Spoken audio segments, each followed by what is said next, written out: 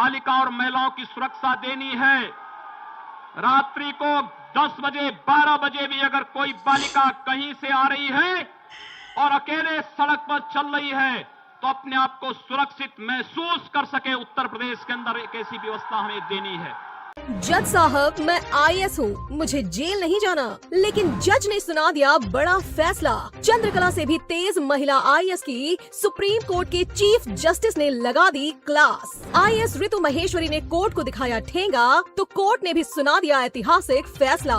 अगर एक IAS ये सोच ले वो भारत की सबसे ताकतवर महिला है तो ये उनकी सबसे बड़ी भूल होगी, क्योंकि हमारा संविधान IAS हो या फिर कोई आम इंसान कोर्ट में जाकर सबके लिए समान हो जाता है। जनता का भरोसा न्यायपालिका पर इसलिए जिंदा है क्योंकि एक से बढ़कर एक ईमानदार जज हैं। एक IAS जिसको ये भरोसा था कि कोर्ट उनके कहने पर चलेगा, लेकिन उनका भ्रम टूट गया। ये खबर उन लोगों के लिए है जिनको लगता है कि सिस्टम ठीक तरह से काम नहीं करता। बड़ा इंसान दौलत से बच जाता है, लेकिन गरीब इंसान सजा काटता है। लेकिन एक चींटी ही एक हाथी के लिए काफी होती है। ठीक ऐसा ही हुआ एक IAS ऋतु महेश्वरी के साथ। नोएडा प्राधिकरण की CEO और यूपी के सबसे चर्चित IAS की 24 घंटों में जज साहब ने 2 बार क्लास लगा दी। मैडम गिरफ्तारी से बचती रही और कोर्ट को कहती रही कि रुको जरा, आगे देखो क्या होता है। ये चर्चित ऋतु महेश्वरी IAS है जो कई जिलों के DM रहने के बाद भी योगी सरकार ने इन्हें अपने पलकों पर बिठाया और सबसे बड़ा काम सौंपा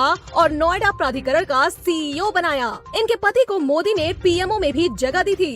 IAS ऋतु महेश्वरी डिप्टी सिक्योरिटी के पद पर तैनात थी। हालांकि जिंदगी भर कमाया सम्मान 24 घंटे में समाप्त हो गया। पहले आप सुनिए हाई कोर्ट और सुप्रीम कोर्ट के जज ने क्या क्या कहा, फिर बताएंगे कि माहेश्वरी पर कैसे लटकी ये तलवार। सुप्रीम कोर्ट के मुख्य न्यायाधीश MV रमन्ना की बेंच में सुनवाई हुई और जज ने कुर्सी पर बैठते ही कहा, अगर आप हाई कोर्ट के आदेश का पालन नहीं करते हैं तो आपको इसका नतीजा झेलना होगा। आप IAS अधिकारी हैं, आपको नियम पता है, कोर्ट सबके लिए एक है। हर दूसरे दिन कुछ अधिकारी गंभीर मामलों में भी निर्देश के लिए कोर्ट आ जाते हैं। हर रोज इलाहाबाद हाई कोर्ट के आदेशों का उल्लंघन होता है। ये दिनचर्या हो गई है। हर रोज एक अधिकारी कोर्ट आ जाता है। ये क्या है? आप अदालत के आदेश का सम्मान नहीं करते। किसी भी मामले की ओरल सुनवाई नहीं होती है। आप याचिका दायर करें, उसके बाद सुनवाई करेंगे। अगले 48 घंटों के भीतर इस आदेश की प्रतिलिपि गौतम बुद्ध नगर के मुख्य न्यायिक मजिस्ट्रेट को उपलब्ध कराई जाए। मामले की अगली सुनवाई 13 मई को होगी।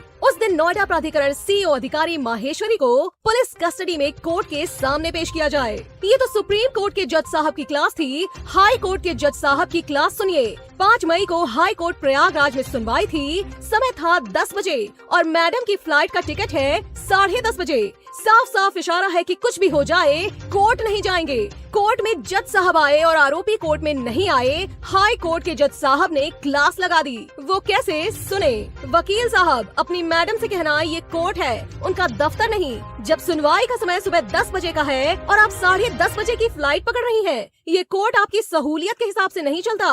हाई कोर्ट ने कहा, नोएडा प्राधिकरण की CEO ऋतु माहेश्वरी के खिलाफ गैर जमानती वारंट जारी करने का पर्याप्त आधार है। जिस व्यक्ति की याचिका पर ऋतु माहेश्वरी कोर्ट नहीं जा रही थी, उनका नाम है मनोरमा कुच्छल। जिनको न्याय नहीं मिला तो कोर्ट ने कहा, CEO को लेकर आओ, हम न्याय दिलाएंगे। लेकिन कोर्ट के बुलाने पर भी ऋतु माहेश्वरी गई ही नहीं। 1989 में मुलायम सरकार में जमीन सरकार ने लिखी, लेकिन मुआवजा उतना नहीं मिला जितना मिलना चाहिए था। कोर्ट ने न्याय तो किया, लेकिन ऋतु माहेश्वरी को कभी लगा ही नहीं गरीब की मदद भी करनी चाहिए। और फिर देखिए क्या हुआ। जिसे हल्का समझकर ऋतु माहेश्वरी गंभीर नहीं हो रही थी, उसी की याचिका पर सारा सम्मान मिट्टी में मिल गया। आप ऐसे जज के बारे में क्या कहना चाहेंगे जो वक्त वक्त पर अधिकारियों को बताते रहते हैं कि ये देश कानून और संविधान से चलता है?